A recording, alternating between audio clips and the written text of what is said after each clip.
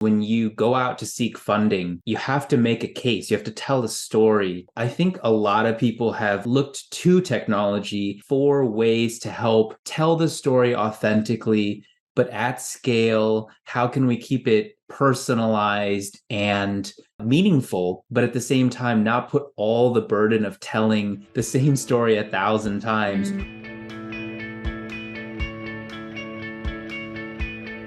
Welcome, everyone. I am so excited to be here today with Philip Deng. Philip, welcome to What the Fundraising. Thank you so much. It's really fun to be here with you. I'm so excited for our conversation. And let's just start with you sharing a little bit about you, what brings you to our conversation, and then we'll dive in. Well, the name of the podcast, and then I think also just I'm a big fan of yours. I've been a fundraiser or a nonprofit professional for about 15 years. I've done work all over the world in that sector.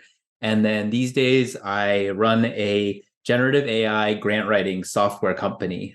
So definitely tied into fundraising and helping those kinds of teams to be more efficient. And tell me a little bit about your orientation to how you think about the role that technology and AI plays in increasing the capacity of the sector, or what role does it play in sort of helping us realize the goals, both in our individual organizations, but also just as a collective ecosystem? Definitely. Well, for those of us who have spent a lot of time doing purpose-driven work, I think one of the core elements there is when you go out to seek funding, you have to make a case. You have to tell a story to an individual donor or to a foundation. Anyone who's funding your work isn't just buying a good or a service. They're really supporting a cause. So there's a really heavy storytelling element there.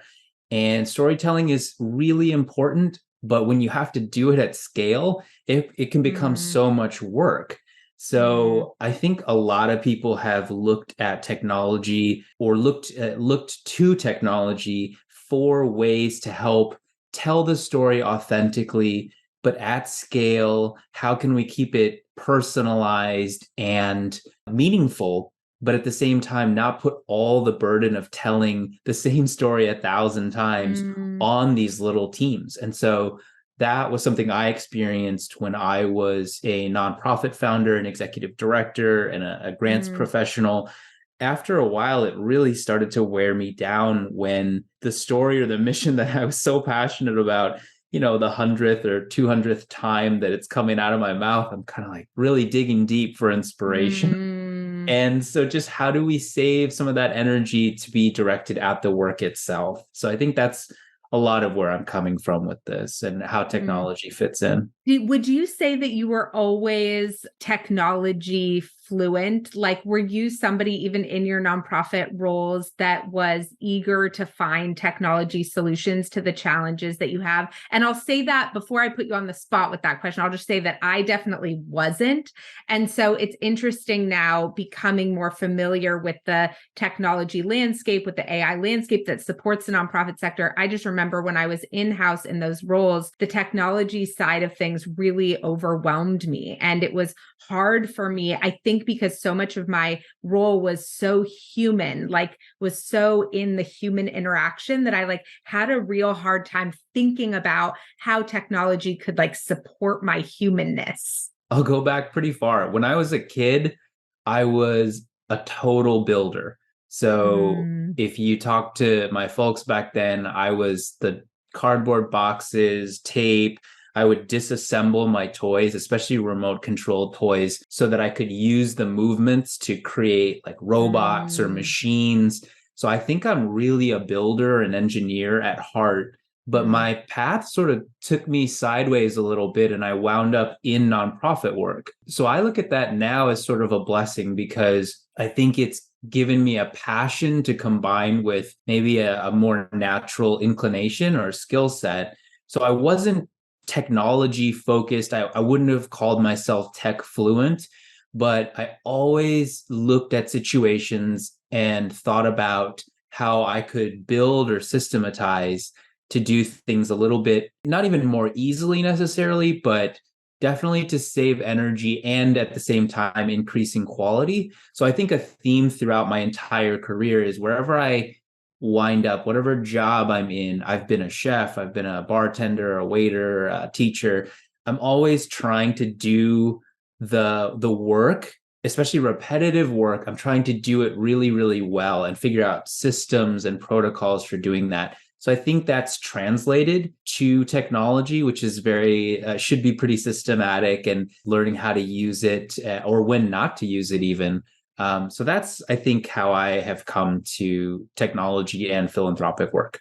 Yeah, I really appreciate that. And I wish I had that kind of like builder side in me. Although I feel like the more curious I get about technology and the more open I get, and the more I deal with my own overwhelm around what feels like the black box sometimes, the more I feel like I am able to learn and see what's really possible there. But that state of the unknown, when you feel so disconnected from that world, I know for nonprofit leaders can be really overwhelming.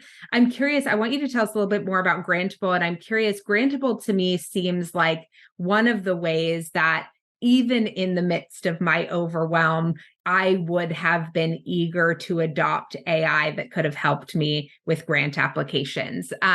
And so can you tell us a little bit more about that and how you feel like even people's adoption of the technology helps them think creatively about different ways to optimize their work? Yeah, if I can just pick up on that sense of overwhelm, I don't want to let that go either. I think that's part of building. There's a lot of any sort of creative process that is really the tough part of the hike, and you just have to go through it. And so it's not all easy for me. I spend a lot of time confused, overwhelmed, making mistakes and backtracking. So I just want to say that that's something that I think I feel very in community with folks about. And again, I couldn't be doing what I'm doing without my partner, who's my co-founder, who is a software engineer. So it really is a balance in terms of navigating how much to take on at any given time. As far as Grantable, the way that we're trying to help make it accessible, especially when there's so much change happening in technology today, it's really building on habits that I think most grant seekers have developed naturally. So in all the organizations that I've worked with and probably at this point thousands of grant professionals I've interacted with, you're more or less putting the same information into different applications over and over again. So people develop their language bank or a boilerplate document or a spreadsheet that has all their key phrases. Everybody's trying to create these efficiencies. And then from proposal to proposal, we're kind of manually copying and pasting in the bits that we need. And as efficient as that is, it still takes so much time to maintain those lists, to go searching for all your stuff. So all we did was to look at what large language models like GPT can do, which is they can recombine parts really, really quickly and really well. And what we've done is created this platform where you can upload a previous grant proposal you've written and then work on a new proposal. And when you come to a question that you would normally work on writing the answer, you can actually have the AI take parts from your previous work and then answer the question for you. So it'll draft it. You can select which sources you want it to use. You can let it select the sources. And you can give it instructions as well to limit character length or character count. You can change the tone. And then once you've drafted it, you can just edit it like a normal document. And you can also bring the AI back to help you revise different sections to maybe lengthen or shorten or modify however you want. So it really is the same process, but we've applied the technology to the points where grant professionals have told us, I hate doing this, or I spend so much time doing that. And so we're really not trying to create a totally new system that people have to learn from scratch. But it's like, can we get at those pain points and just add just enough technology, just enough assistance right where you need it, and then let you get back to the part that really requires human oversight. Yeah. Okay. I love that. I mean, and I feel like, I mean, when I first saw ChatGPT, I was like, before I even knew about Grantable and what you were up to, I was like, oh my gosh, the number one thing I would use this for is word count and Yeah. like the tiny little boxes that the hours I would spend trying to fit into 250 words. I mean, I can't even tell you. What do you find like as people, it's interesting when you were talking about the technology and sort of talking about the back and forth between the nonprofit leader and the technology. I had this moment where I really felt like, wow, that feels like a partner in a lot of ways, like asking it to give you feedback on things or sort of deciding how it weighs in. I don't know. There was this real like relational element to that I feel like usually when we think about technology, and maybe this is one of the ways that AI is shifting how we actually relate to technology, that I feel like is really changing, that it almost feels like this type of technology gives you a partner in figuring this out, not just an automation or a code. I don't even know how to really describe it. What do you think about that? I think it's definitely a step towards a partner. I would always probably hold a human partner that's in it with you equally as the ideal. And I think some of these generative AI or AI tools are a step closer from kind of the software that we've been used to for the last few decades. It's definitely more capable of handling complexity. It's more capable of generating a wide range of outputs. It's definitely able to help you think more effectively than some of the other tools that we've had.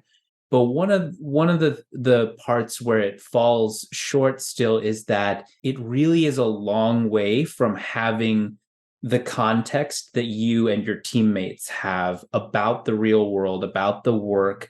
There's so much nuance. You could just say a particular funder who's a real person that maybe you or the team knows.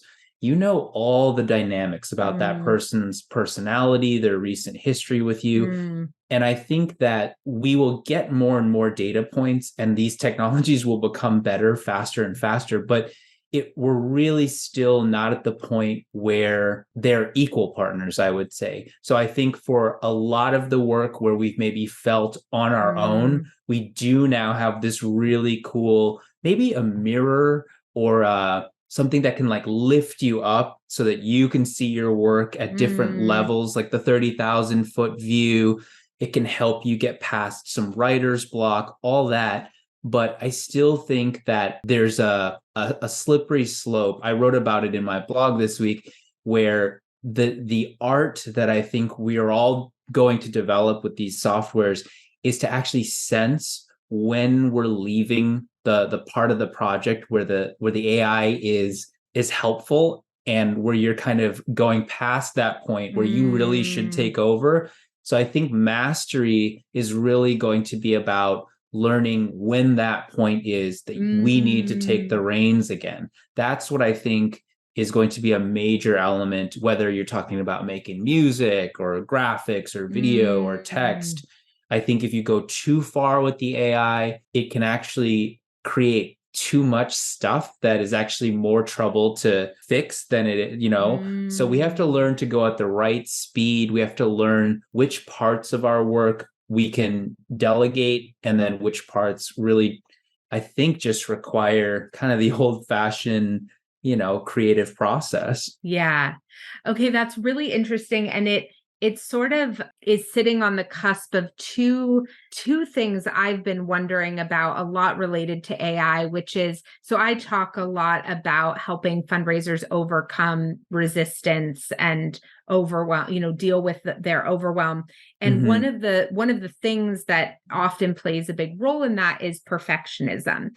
And, Yeah. perfectionism is like a self-preservation tool. It's like when our nervous system is in overdrive and activated, we go into perfectionism to essentially protect ourselves from any vulnerability that would lead to criticism or whatever, because we're feeling so kind of tender. And I've been really curious about the role that AI is going to play in perfectionism and like wondering, is it going to make us more like strive for that perfectionism even more in certain ways? Like I was having this conversation with my husband where I said, he was saying, AI is going to make it possible for small nonprofits to produce creative that they could have never afforded to produce, historically, to story tell and show sort of simulations of their program.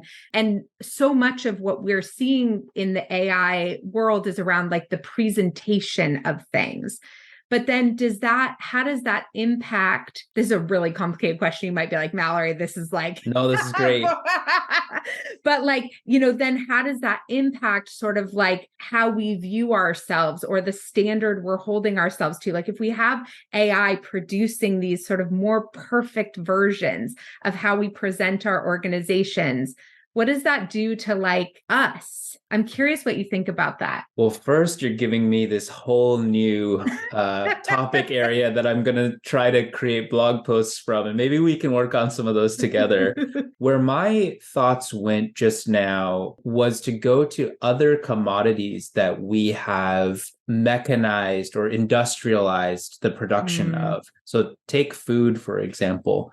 I'm always struck in the grocery store by the produce that a lot of American grocery stores have, which is like, have you seen strawberries? Like in other countries, they're like, they're the size of blueberries here. And the ones we have are huge. They look really attractive, but I've found sometimes they don't taste very flavorful. And so I kind of wonder if the same phenomenon will happen where we've made it much easier to get to a point of perceived perfection, but the investment to get there was very small. So many people can reach that point very easily. So everybody starts to look like that.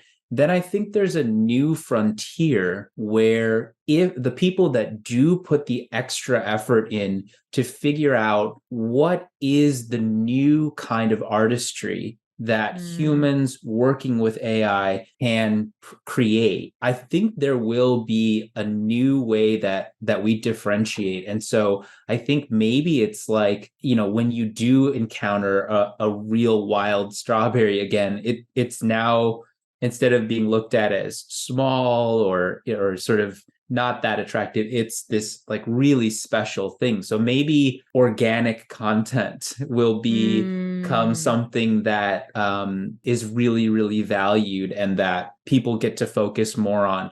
And again, I think it's probably going to be that certain things, maybe websites and just general front of the house stuff will be AI produced, but then parts of your organization that you really want to be the most authentic, the most compelling content you create, that maybe should still be in the realm of where you're focusing your creative energies. So I think there's actually a new space that is going to open up, and people that weren't able to express their creativity before are now going to have that outlet. So I hope it doesn't flatten things. I think it'll change everything for sure, but I think humans will still find a way to innovate and be creative.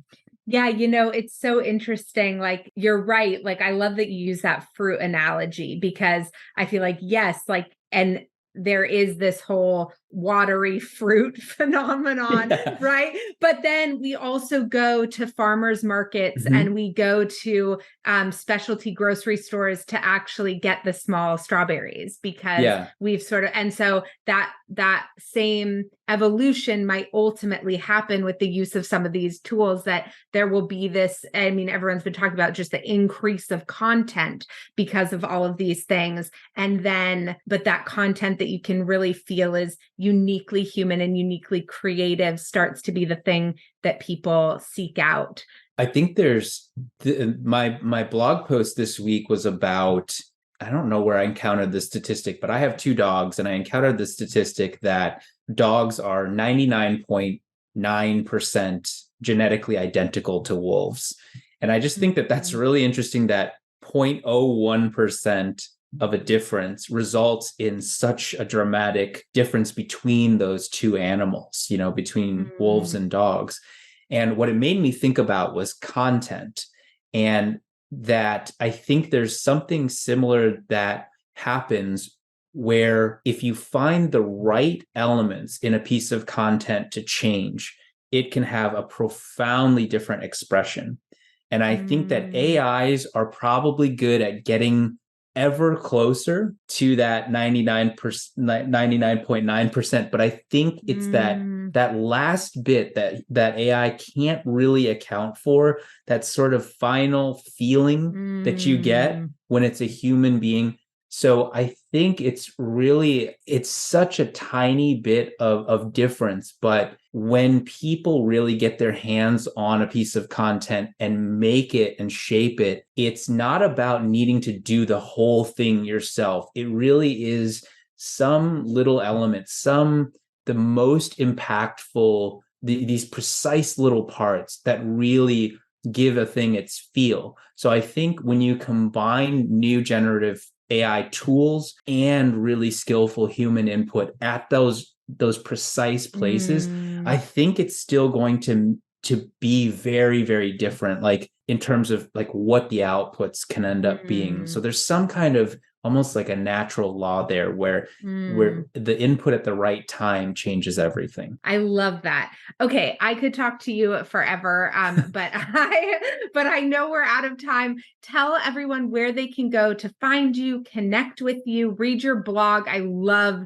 your blog. I'm learning so much, and then learn more about Grantable, of course, as well. Absolutely. So Grantable is grantable.co, grantable.co, and my blog is Philip Deng. So Philip with 1L, DENG.substack.com. Amazing. Thank you so much for this conversation, and for your time and just all the work and all the lifting of the sector that you're doing. I'm so grateful. Thanks for having me, Mallory. Anytime.